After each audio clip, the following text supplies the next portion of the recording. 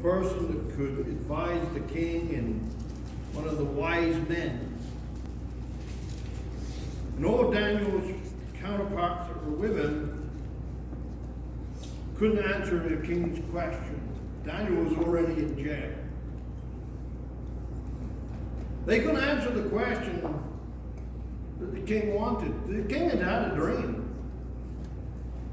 And he wanted these wise men to tell him what the dream was and the interpretation of the dream and what happened. In that chapter, chapter 2, it talks about there was a great image that came into his dream. And it had a head of gold, a chest of silver,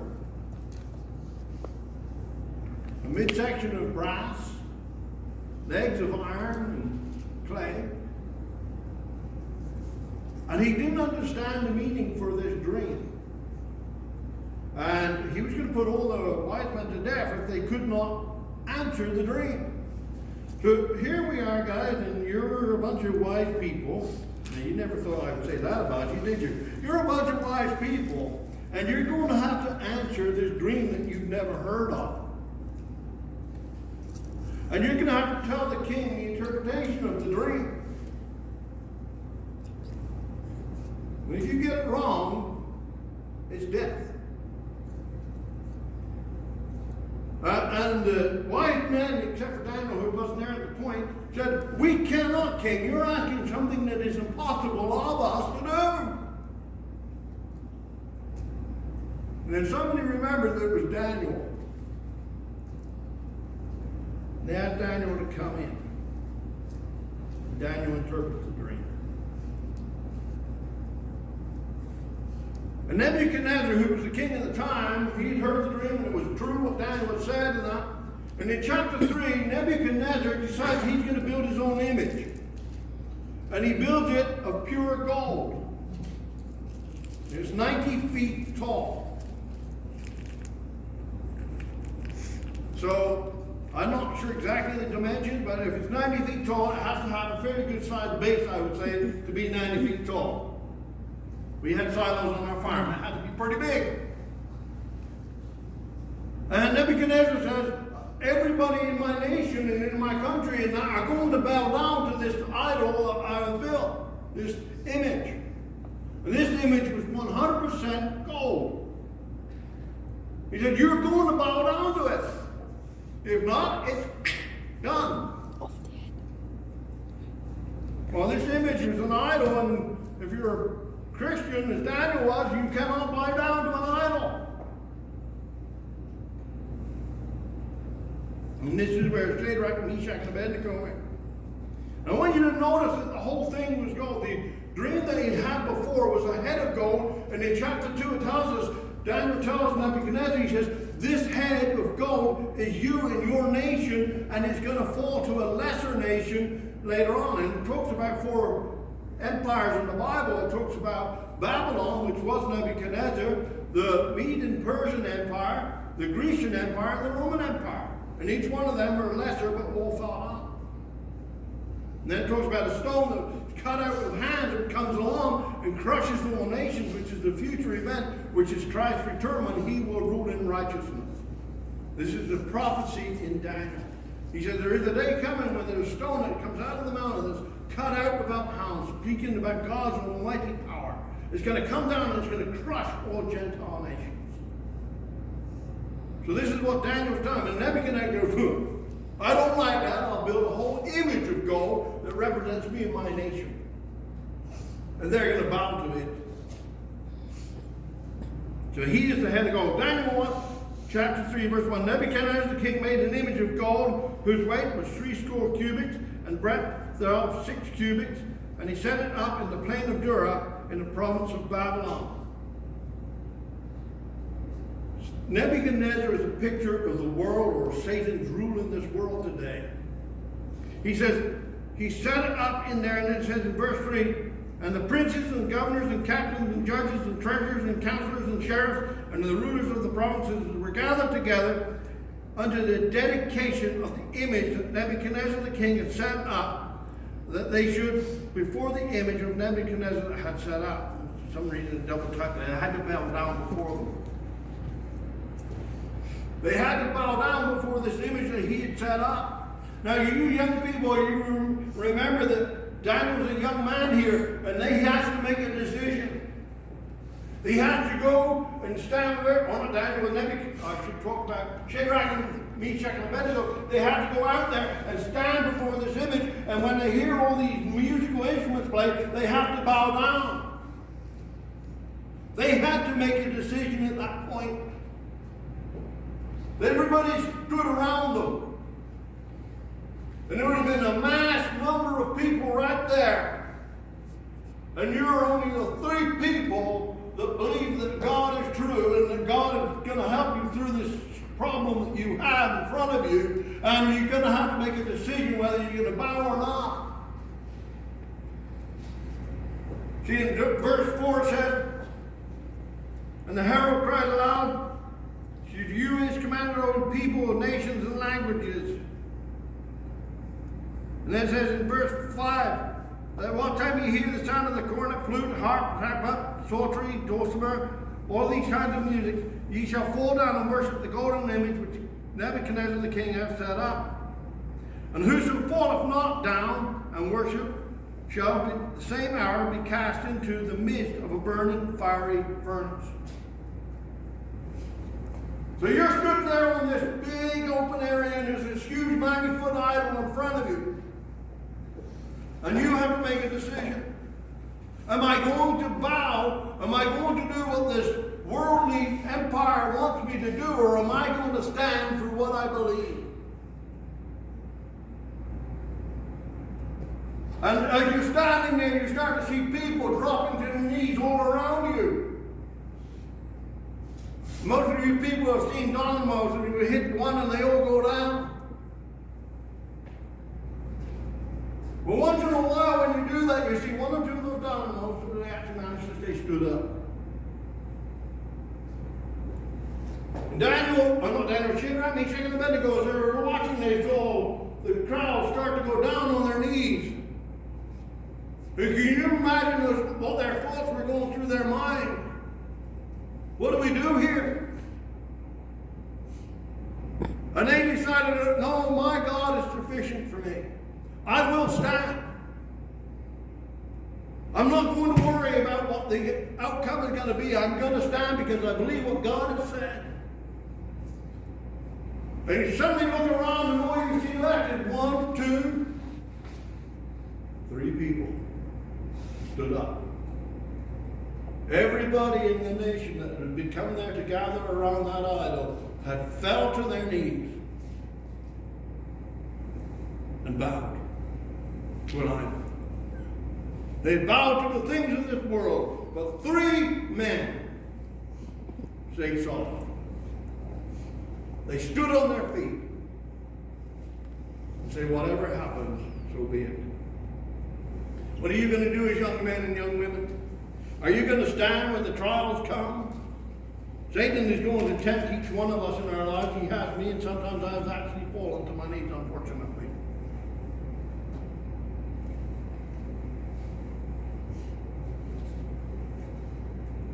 Verse 7, it says, therefore at the time when the people heard the sound of the cornet, flute, harp, sackbut, it continues on, all the people of the nation and the languages fell down and worshipped. They fell down and worshipped. One of the things that most of us young people, and I'm including myself in this, do, we get tied up in the things of the world. We get tied up in the pleasures of this world and what the world can offer us, and we bow to it instead of standing solid for what God stands for. I fell. When I was a young man, I ended up bowing to some of the things that my heart's desire would have been. Unfortunately, I was not like Shadrach, Meshach, and Abednego. I did not stand my ground. I fell. For Shadrach, Meshach, and Abednego, and if we have fallen, I want to encourage you guys, you can get back up. That's why I'm stood here today.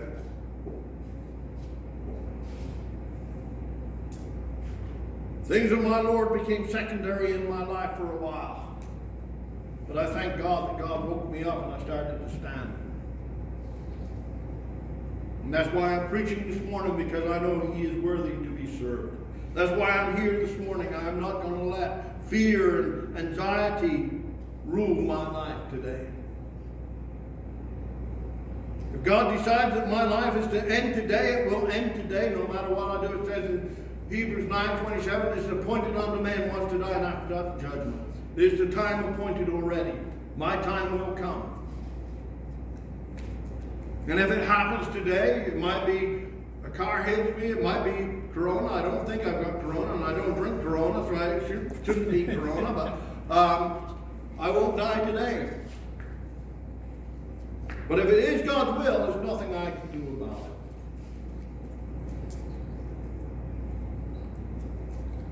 So I'm going to stand. But as we have Shadrach, Meshach, and Abednego in verse 12, it says, there are certain Jews whom you have set over the affairs of the provinces of Babylon. These young men were in ruling positions, Shadrach, Meshach, and Abednego. These men, O king, these are some of the king's men. They said, they're coming and complaining and whining that these Christians aren't doing what they're supposed to do. These people are being obnoxious, king. They're standing up and they're disagreeing with everything that you've told them to do. You told them that they had to bow down to the image. And king, guess what? They're not doing it. These people are trouble, king.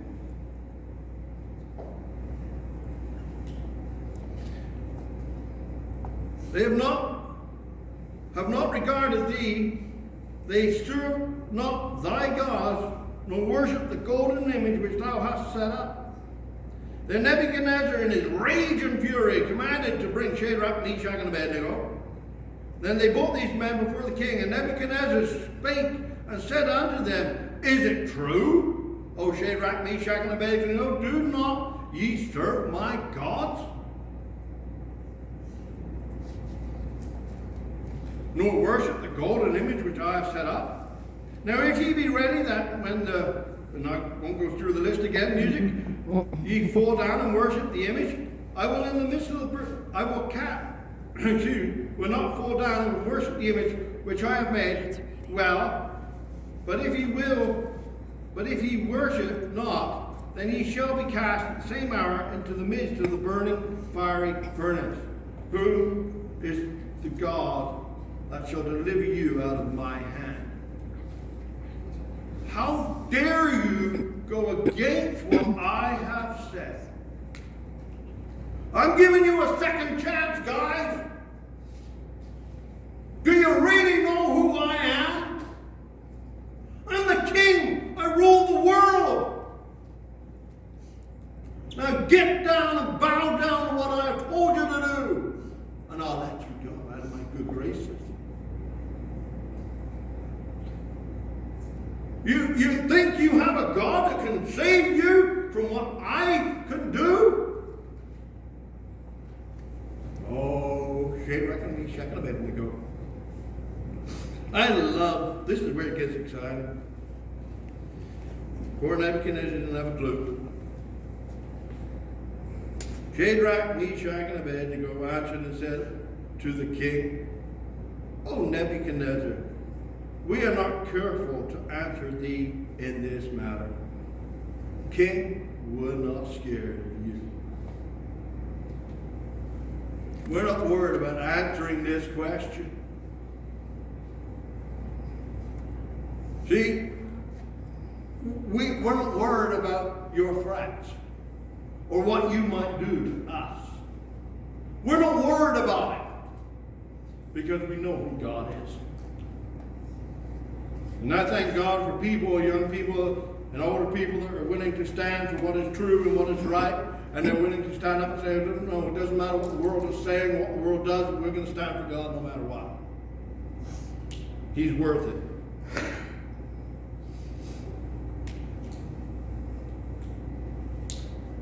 And they say, if it be so, our God whom we serve is able to deliver us from the burning fiery furnace. He will deliver us out of thine hand. You imagine what an insult that was to the king. These are young people, like you guys, just young people. And they're saying, King, you know what? Our God is able to deliver us. That was a slap in the face. You might think you're a big king, but my God is bigger. He's stronger, he's mightier than you'll ever be. And I am not going to bow. I am not going to fall down and worship what you want me to worship, because my God is the only one that's worthy of my worship. He will take care of me no matter what. Then he goes on in verse 18, he says, but if not, this is how much they loved him, loved the Lord Savior. They loved their God so much, he says, but if not, be it known unto you, King, be it known, Nebuchadnezzar, get this in your head, wake up, that we will not serve thy gods.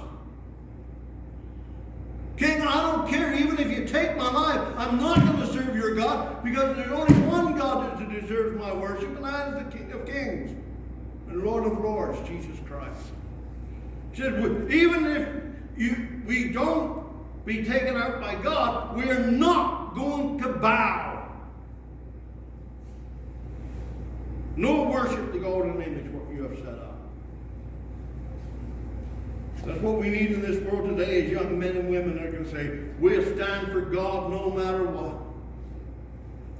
We will not bow to the things of the world. We will not bow to what the world is trying to make the religions of today. They're trying to take out what God has said, and that's what they want. And we need young men and women and older men and women to say, no, we will not bow.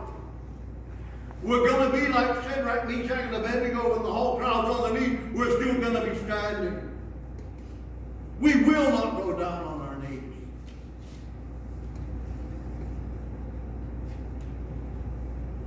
Though he slay me, yet will I trust in him. But I will maintain mine own ways before him. That's Job 13:15. He says, even if God takes my life, I will not reject my Savior. I'm going to stand for him no matter what the cost. Are you willing to stand for your Lord and Savior today? Are you going to be a Shadrach, Meshach, or Abednego?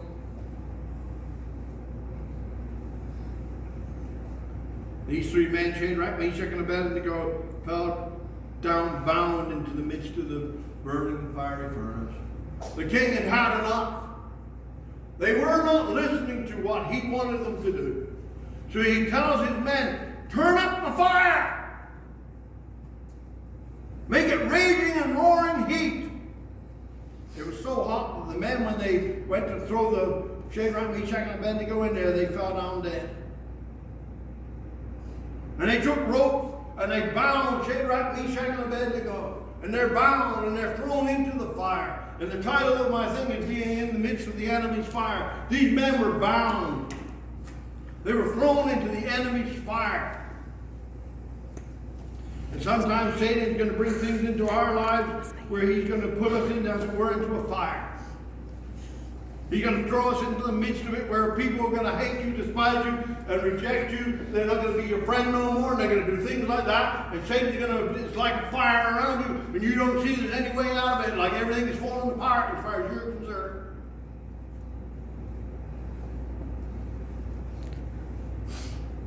But I love this. When it seems impossible, God steps in. When it seems impossible, God steps in. Oh, as I read that in Daniel there, I got so excited. You know, I've been through trials in my life where I've had to stand for what I believe. And it seems like everything is going the way it shouldn't be going, and I don't have any way of seeing out of it. But that's when my God steps in. He is not on my ability, he is on his ability. Oh, I love what carries on. It says, God steps in. And we read here that Nebuchadnezzar, in verse 24, says, Nebuchadnezzar the king was astonished and rose up in haste and spake and said unto his counselors, 3 men bound into the fiery furnace? I don't know if he was second guessing himself or what was going on in his mind there, but he goes, did we not cast 3 men in there? Bound? Like you tied the ropes tight, right, guys?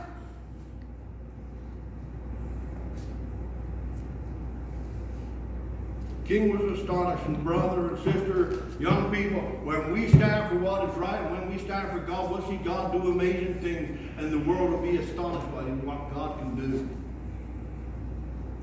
This king was in shock and in awe, because do you know what he did? He looked and he says, I see 4 men. I see 4 men. We threw 3 in and I see 4.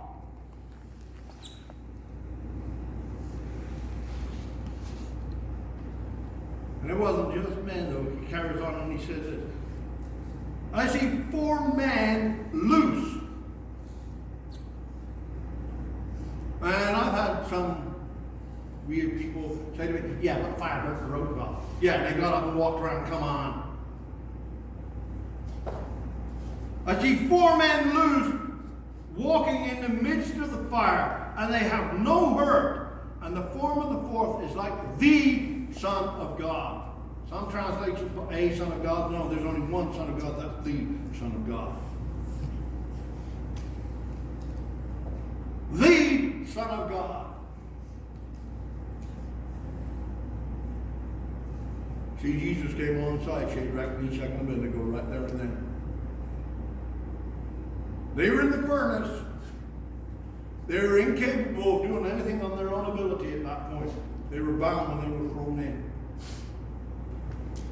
The fire was raging. But because of their faithfulness and standing for what they believed and what God could do, God steps in. God steps in. He stepped right into the fire, right into the midst where they were, and he releases them from their captivity. He releases them from the pain and the fire.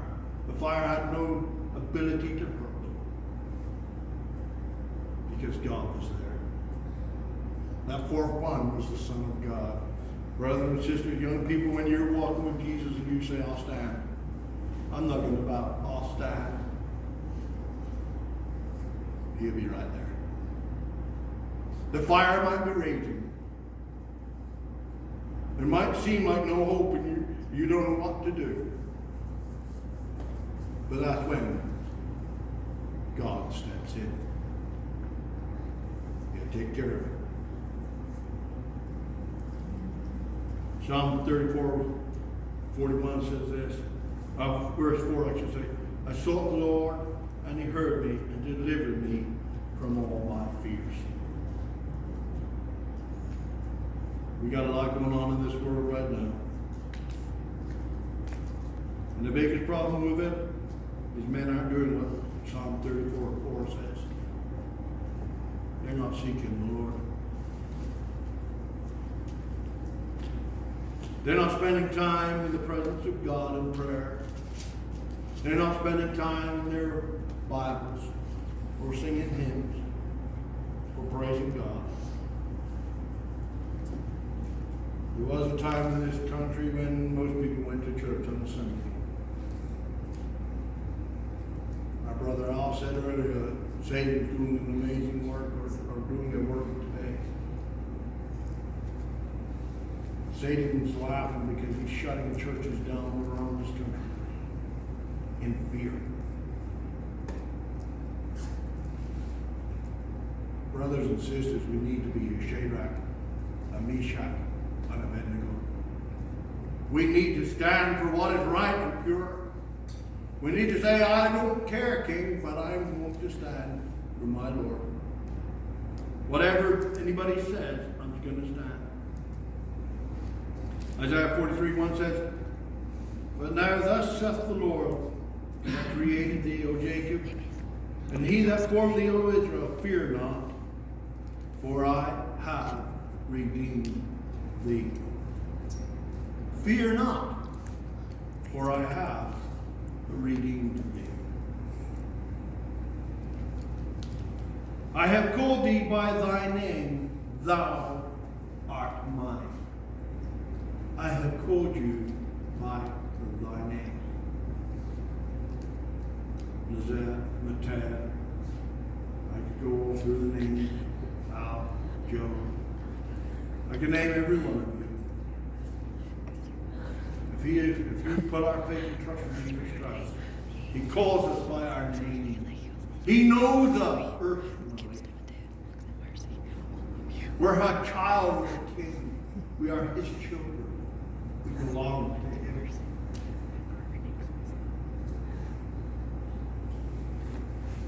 We don't need to fear, brothers and sisters, for we are His. Then it goes on in verse 2, when thou passest through the waters, I will be with thee. I've been in very deep water, very rapid white water. It can be a very fearful thing. But even when we go through those storms, those things that we don't understand, He says He's with us because He is ours. We are His. I will be with thee through the rivers. They shall not overflow. They will overcome thee. Brother and sister, I don't care what happens in this world right now when it comes to Corona or anything else. I have God's word. He's with me. He's with me. And He's with you. When they walk us through the fire, thou shalt not be burned, neither shall the flame kindle upon thee. All the promises of God. When we lean on the King, and we will not bow to the things of the world, it's amazing what God will do in our lives. And people will see that our faith is real. Faith is an action. Do we live out what we believe?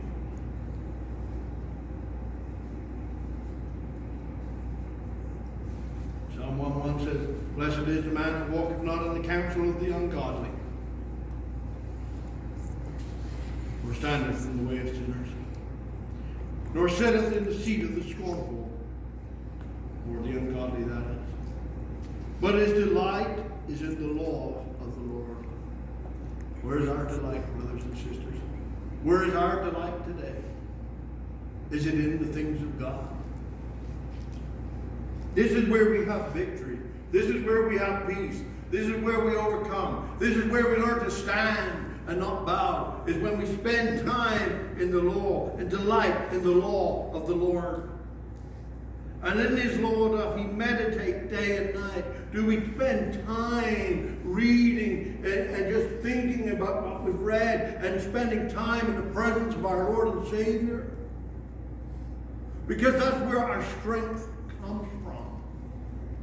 It doesn't come from, oh, I went to church on Sunday, so therefore I'm okay for the rest of the week. It comes from spending time in the presence of the King. Spending time with the Savior, so when something comes into my life, I can go, oh yes, I remember I read that over in Job, or I read that in Samuel, I read it in Leviticus, I read it in Deuteronomy, I read it in Revelation. I know that God has the answer. But most people don't even know there is a book of Revelation.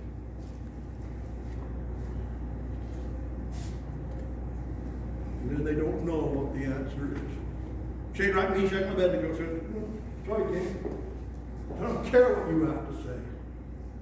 I know my God is able to deliver me.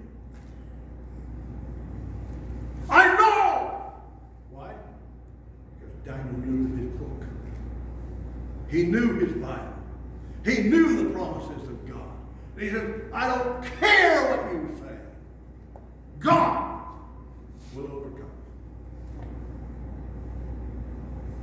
stand on the Word of God.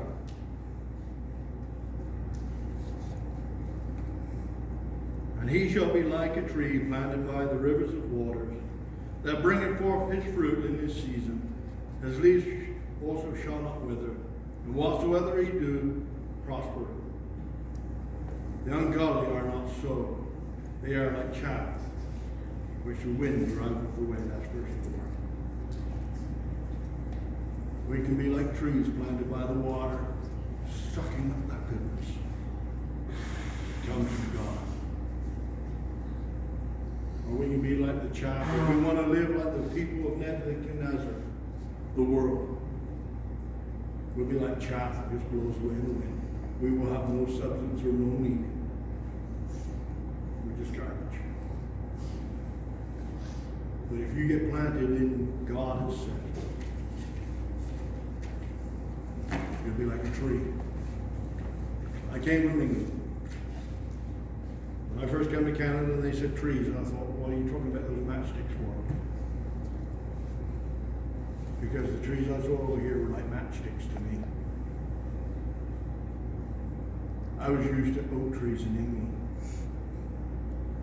Huge trees. Sometimes the trunk was almost as wide from here to there. They're trees. They're sucking up the moisture. They're being sustained by what is being fed them. You cut the roots off of the tree, it dies.